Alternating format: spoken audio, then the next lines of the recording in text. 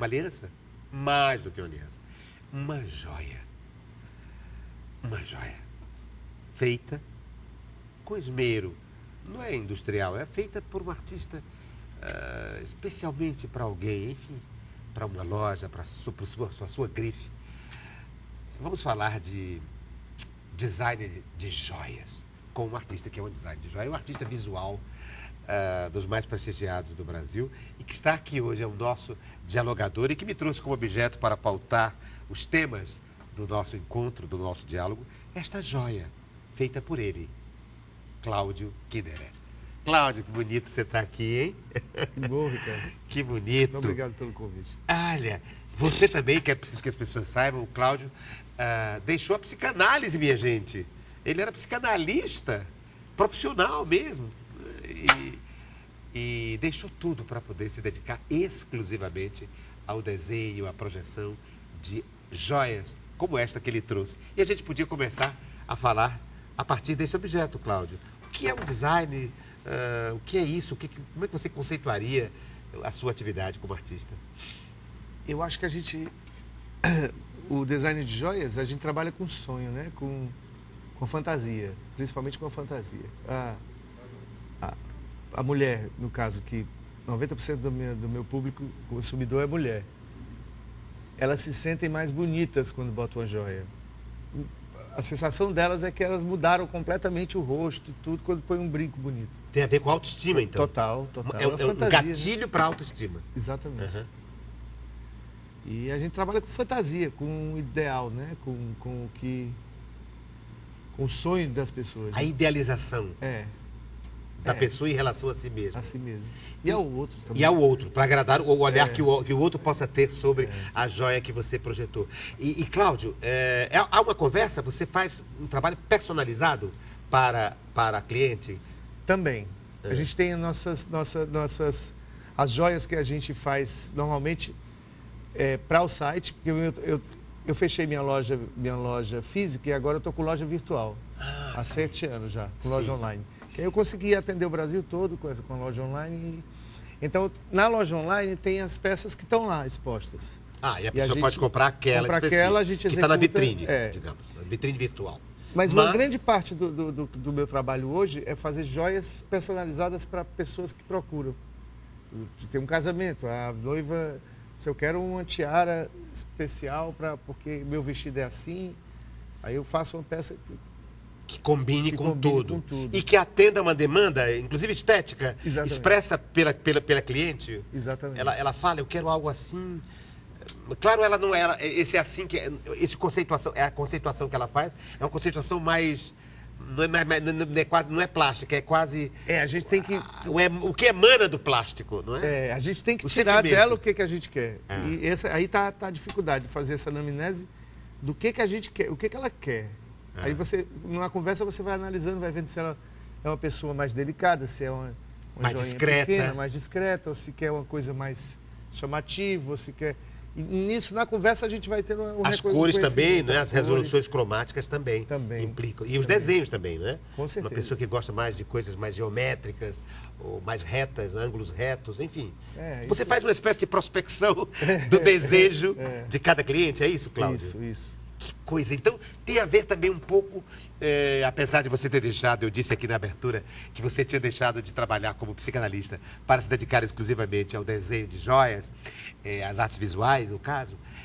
De qualquer forma, nessa prospecção do desejo do outro, há também um pouco de psicanálise, não digo de psicanálise, mas de psicologia. Com certeza. Né? De ouvir o outro, de interpretar o sonho do outro.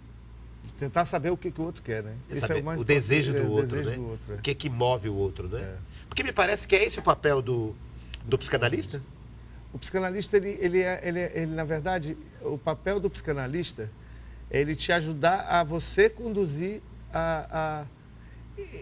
é como se ele não conduz, ele espera que o inconsciente seu se manifeste para ele te dar um retorno do onde é que está, o que está saindo do teu inconsciente, dentro do teu discurso. Que pontos você pode reconhecer a manifestação do inconsciente naquele teu discurso. O papel do psicanalista é esse, ficar de olho, ficar olhando ver aonde o inconsciente se manifesta. E aquilo ele pontuar, te colocar de volta. Para a partir desse reconhecimento, você começar a trabalhar isso. Ele revelar aquilo que está... Desvelar aquilo que está velado. Exatamente. Não é? Exatamente. Às vezes a pessoa... E aí, por isso que o Freud fala dos atos falhos, né? Do xiste, né? São pontes para esse mergulho do inconsciente, né? E você era um psicanalista lacaniano, portanto, a minha citação a Freud procede, não é? Procede, claro. Porque... Na verdade, a gente, todo psicanalista é freudiano, né? Sim. Lacan é uma metodologia de trabalho, eu acho que... E o próprio Lacan, tem uma história muito engraçada que o Lacan um dia disseram a ele, não, nós agora somos Lacan. As pessoas que seguiam Lacan, diziam, agora nós somos lacanianos. E que Lacan teria dito, vocês até podem ser lacanianos, mas eu continuo freudiano. Eu continuo freudiano. É lindo isso, não? Não é? Mas independente dele, existe, claro, uma corrente lacaniana. Com certeza, com certeza. Inclusive mudou-se inclusive a nomenclatura. Por exemplo, o psicanalizado que passou a ser o psicanalizante, não é? Quer dizer, só essa mudança de nomenclatura já implica numa postura, com né? certeza. De que não sou eu que te analiso, é você próprio que... É isso que eu digo. O papel do analista não é te conduzir, é te ajudar a você mesmo fazer o mesmo insight. Fazer a tua análise. A minha análise, Agora, isso não pode ser feita a autoanálise, é outra coisa. Não é outra coisa. Porque você perde o ponto, a pontuação do outro. Exatamente. Né? A pontuação do olhar do outro. Mas que coisa linda, não, esse Lacan? Eu adoro. E aí tem que ter uma base muito grande de francês também, não, Cláudio? Não necessariamente. Já está traduzido? Já. Aqueles seminários todos estão traduzidos, os escritos estão traduzidos. As coisas mais importantes para se estudar Lacan já está traduzido. E uma coisa também curiosa a mim, que encanta, é que o Lacan, claro, por causa das circunstâncias cronológicas em que viveu, pôde ter acesso extraordinário aos meios audiovisuais. Então é um dos poucos assim que tem um trabalho de a fala, e não apenas a escrita sobre o seu pensamento. Não é? Ele deixou gravado muitos os seminários todos. Não é? O estudo de Lacan, basicamente, é a partir dos seminários e dos escritos. Então, é daí que a gente conhece o que ele quis dizer. É da fala. É da fala dele. E eu acho que isso é importante, porque substancia. A fala consubstancia o teor, não é?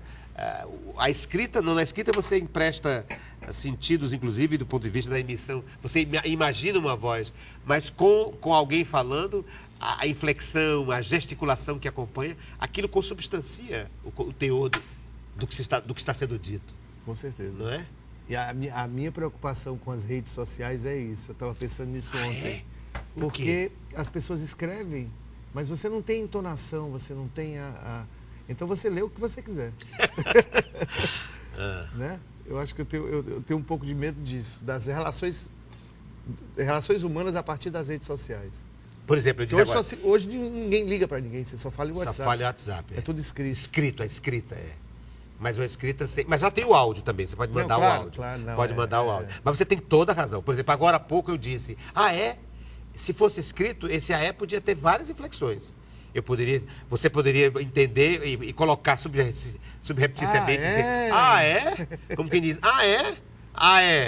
Eu podia estar dizendo que não acreditava no que você estava dizendo, Não é? Quer dizer, você coloca expressões verbais e expressões faciais numa fala que é meramente escrita.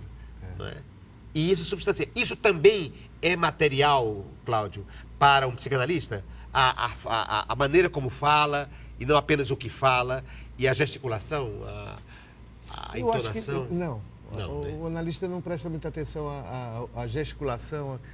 A gente fica atento ao discurso, ao que você fala. A fala. A fala é o mais importante dentro do processo de análise. Não se fala mais nem em cura pela fala, não é, Cláudio? Porque não existe mais a própria ideia de cura, já pressupõe a ideia de doença. Quando, na verdade, o psicanalizante não é um doente. Não é necessariamente um doente, não? É alguém é um neurótico comum como qualquer um de nós. Hein, Cláudio? Não é verdade? E também é o seguinte, o psicanalizante não deve olhar o psicanalizado, né? Ele está ali no sofá, no divã, mas o analista vê. Mas ele não presta muita atenção, não. Ele presta mais atenção ao discurso. Ao discurso. O mais importante na sessão de análise é o discurso. É o que se diz. Cláudio Kinderé, o que é isso aqui? Assim, tá certo? Tá certo. Tá certo? É um anel. É um anel? É um anel. Eu apresentei, inclusive, como anel. É um anel. Esse trabalho é um trabalho de inlay. Como é isso? São pedras quebradas pequenas e que a gente que juntas formam um desenho. A gente forma um desenho a partir daí. É um mosaico, né? É um mosaico. Micromosaico, né? É um micromosaico. E o material? Que material é? Esse é lápis lazuli, aliás, desculpa, olho de tigre e turquesa, esse aí. A pedra olho de tigre e a pedra turquesa. E você trabalha com design de joias há quanto tempo, Cláudio? Há 25 anos. 25 anos. Foi exatamente, 93 comecei. E descobriu essa paixão, quer dizer, você estava por outro caminho, com a psicanálise, com... É engraçado, desde criança que eu gostava de arte, sempre gostei de arte, sempre quis fazer arte. Quando eu entrei na psicologia, eu me desvirtuei, foi quando eu entrei na psicologia. Ah, é? É? Que a minha história sempre deveria ter sido sempre arte. Eu digo, e você tem uma formação acadêmica em psicologia, é isso? Tenho. Você, então... Eu sou formado na UFC. Você é um psicólogo? Sou psicólogo com especialização, com formação em psicanálise. Eu fiz... Sei. Depois daqui eu fui para o Rio, fiz 4 anos de formação em psicanálise, no movimento freudiano, que é uma instituição de formação para psicanalista. E por que chegou o momento em que você achou que não era arte, que deveria ir para um outro caminho? Um outro Cláudio Kinderé que surgiu aí? Não sempre existiu, eu acho, que eu só decidi viver disso, viver para isso, viver para a arte. E você diria que esse é um estilo seu? Existe hoje um estilo Cláudio Kinderé? Que a gente bate o olho no anjo e diz, isso aqui é do Cláudio Kinderé. Há uma assinatura, tu acha? Acaba tendo, né? Porque com tanto tempo de trabalho a gente acaba criando uma assinatura. E que assinatura é essa? Eu não sei. Que Cláudio é esse? Quem é esse Cláudio, hein? Acho que a natureza é muito... As formas da natureza, eu gosto muito de trabalhar com elas. E essa técnica também, ela é recorrente? Essa técnica de inlay, é. De inlay? Eu gosto muito desse trabalho. De vai juntando pedaço para criar uma forma, para criar um todo. Porque se eu pegar uma pedra, se eu quiser pegar uma pedra e mandar lapidar para colocar nesse lugar aí inteira, mesmo que ela seja de uma cor só, para colocar nela aí inteira, eu não vou conseguir uma pedra só. Então, com o trabalho de inlay, eu posso usar a forma que eu quiser e preencher com pedras sem precisar lapidar uma pedra daquele formato, entendeu? Mas você também é escultor. Também, mas não de pedra. Eu sou escultor de peças maiores, peças grandes. Na verdade, quando eu comecei a trabalhar com joia, por conta da escultura. Eu fiz o curso de escultura na época e eu digo, eu quero viver disso. E aí, há 20 anos atrás, era muito difícil você viver de arte. Como ainda é hoje, né? E aí surgiu uma oportunidade de eu ir para o Canadá, para a casa do meu primo, que trabalhava lá com joias. E eu digo, pô, joia é uma escultura, né? É feita à mão, do começo ao fim. Só que é uma escultura em pequeno formato. É uma artesania. Em pequeno... uma escultura em pequeno formato. Ou a escultura é uma joia em grande formato, não sei. Mas tudo que é feito à mão é... E aí você fez um curso lá? Aí fiz um curso no Canadá. Sobre design de joias. Design de joias. Mas você é escultor? Um curso introdutório. Na verdade, o tempo é que foi... Depois, em design mesmo, o melhor curso que eu fiz foi aqui no Instituto Dragão do Mar. O antigo Instituto Dragão do Mar. Que tinha cursos de design, de vídeo, de cinema, não sei se você lembra. Me lembro. E eu fiz o curso de design lá. Foi o melhor curso que eu fiz na vida. Eu acho que... Com vários professores. Vários. Né? Cada semana era um professor vindo de fora. Eu fui professor do colégio de direção teatral e do colégio de realizadores, de autores e roteiristas para cinema. Então eu estava muito envolvido. Só não fui das artes visuais, mas enfim, eu estava no bojo, né? E já que você estava falando de escultura, estamos com uma joia lindíssima do Cláudio Kinderé e parece que tem uma escultura sua aí como objeto. Tem a primeira escultura que eu fiz, quando eu era adolescente. É, um eu trouxe gato? para mostrar um gato. com o rabo quebrado. E com pintura em cima? Isso é de papel machê. De papel machê. É. E você Gato de trouxe papel para machê. pautar que tema, Cláudio? Escultura. Escultura. Para tratar o tema da escultura. Da escultura. Eu pensei que era E do o gato começo também, da carreira, do gato, ou o começo o da gato carreira. em si, ou a relação entre pintura e escultura. Porque, veja, é uma escultura com pintura em cima. Claro. Não é? E eu gosto disso. A escultura sozinha é linda, mas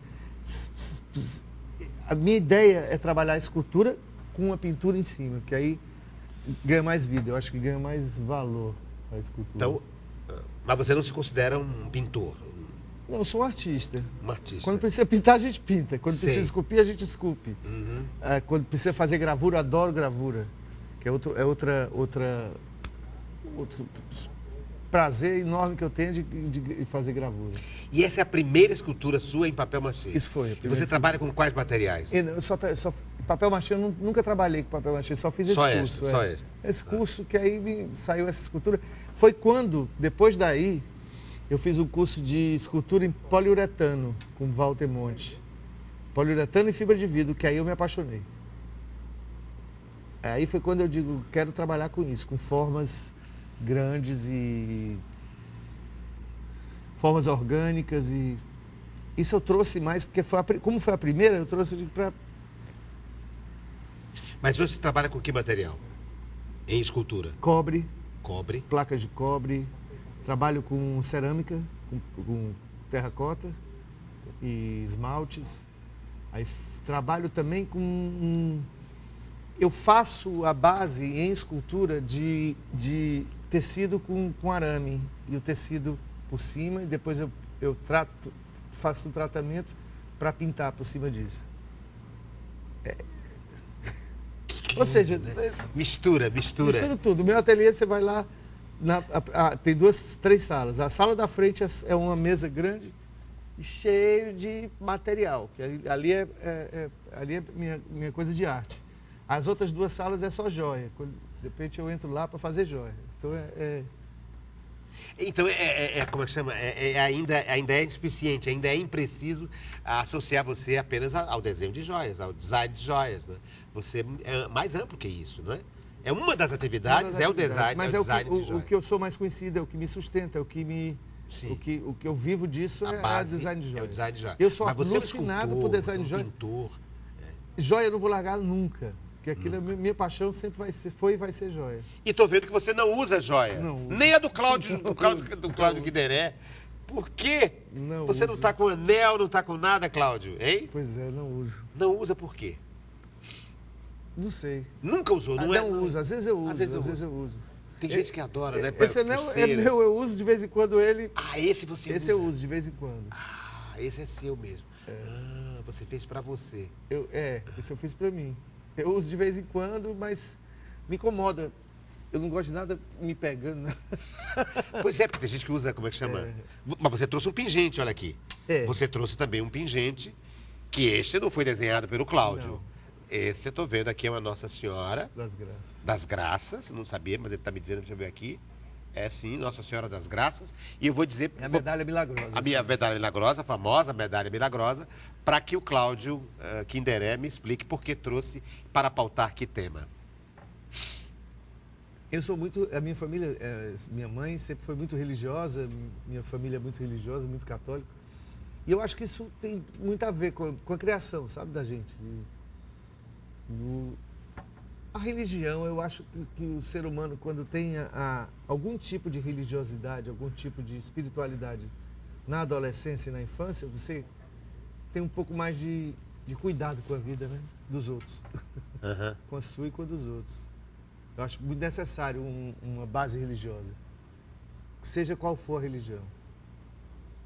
A ética que a religião pressupõe, não é? Exato. O cuidado com a alteridade, a solidariedade, a sororidade, né? E você quis pautar então esse tema? Foi. Da Acho religiosidade? que o mundo falta um pouco. Hoje, o mundo está tão doido hoje em dia, principalmente de um tempo para cá, está tudo muito. Está tudo muito doido. E não é Brasil, é mundo. Que eu acho que falta um pouco de ética de cuidado com o outro, cuidado consigo e com o outro, cuidado com as relações, sabe? Que isso, a religião, ela é muito feliz quando ensina isso, né? Deixa eu fazer aqui uma Com relação, respeito ao então. outro.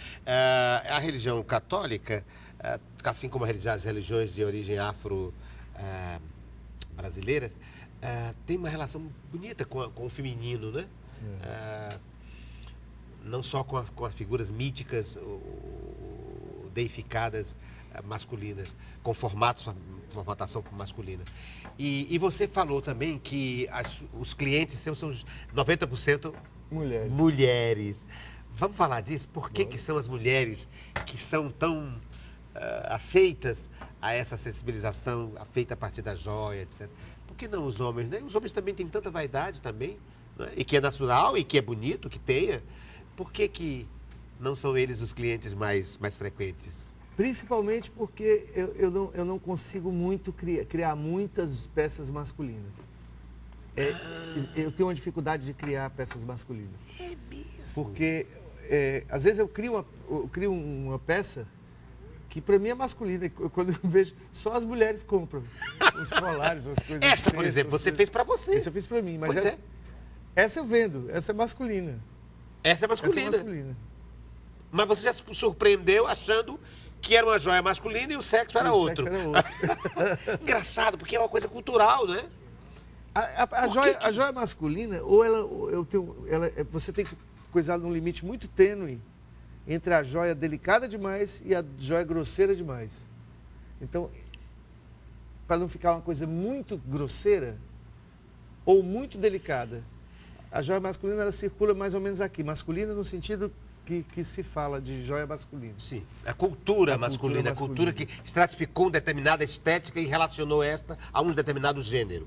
Uhum. Às vezes, então a gente trabalha num limite muito tênue, muito pequeno de criação.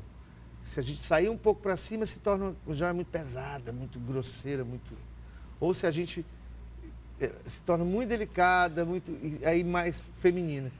Ou seja, eu prefiro não tentar muito ir por aí, entendeu? Criar joias masculinas. Eu tenho algumas coisas, quando eu tenho ideias para joias masculinas, eu crio, coloco no site, vendo. E como é que surge uma ideia de uma joia? Como é que uma joia que não existe passa a se definir esteticamente, formalmente? Primeiro aparece um tema, né? Um tema? Um tema. Por exemplo, eu fiz eu vi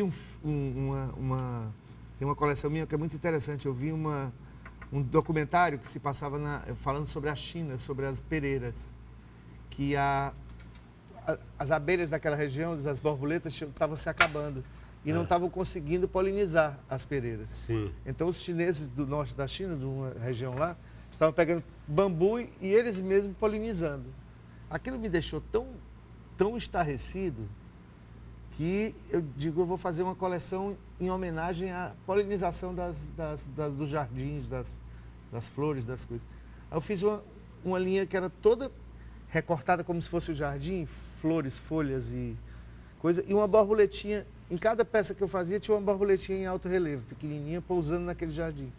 Ou seja, dali veio a ideia desse documentário que eu vi, veio a ideia de homenagear as borboletas enquanto seres polinizadores, multiplicadores, que estavam semeando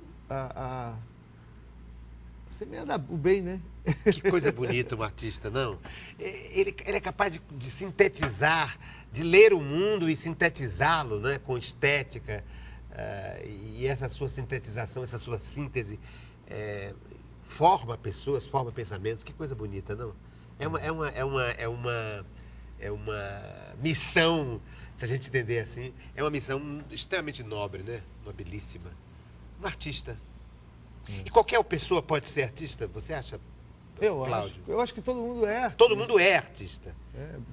Alguns descobrem descobrem um lado seu e sei lá, praticam isso.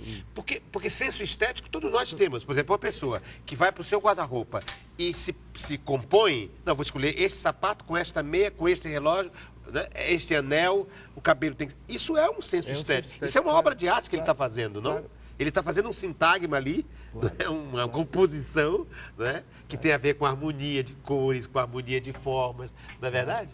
Claro. Então, nós somos seres estéticos, né? E também no outro lado seu, que é a psicanálise, nós também temos um lado estético quando olhamos a nós mesmos, o mundo e o outro. A gente estetiza tudo, né? Ou esteticiza tudo, não é? A gente cria o outro. O outro é uma invenção. A gente é uma invenção para a gente mesmo e o outro também é uma invenção, não é? Agora é o psicanalista Cláudio Quinteré que vai falar.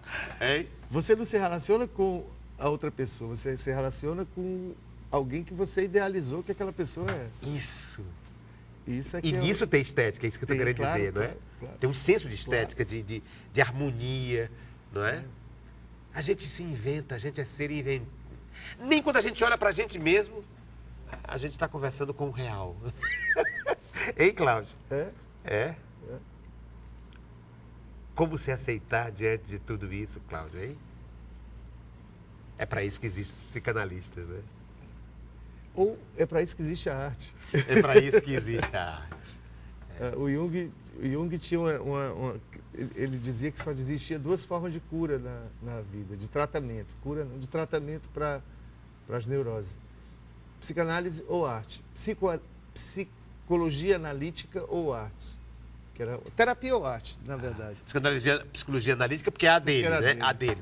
Jungiana, sim. Ou arte. Ou arte. Porque ele achava que a arte era uma forma de... Tanto que a doutora Nise da Silveira trabalhou muitos anos. Sim, com o Museu do Inconsciente, né? Fazendo com que os chamados loucos produzissem arte e a partir dali emergissem, né, os inconscientes, né? Só tem duas formas, então. Vamos citar Jung. De convivência de si consigo mesmo e com o mundo e com o outro, através da terapia ou da arte. Ou da arte. Que tem a ver também com filosofia. A arte como síntese de tudo isso, né? Um bom tema para o próximo segmento do programa Diálogo, com ele que é desenhista, que é pintor, que é um designer, um criador de joias, um artista. E ex-psicanalista, digamos assim, o nosso dialogador de hoje, Cláudio Quinteré, com quem nós continuaremos dialogando no próximo segmento do programa Diálogo.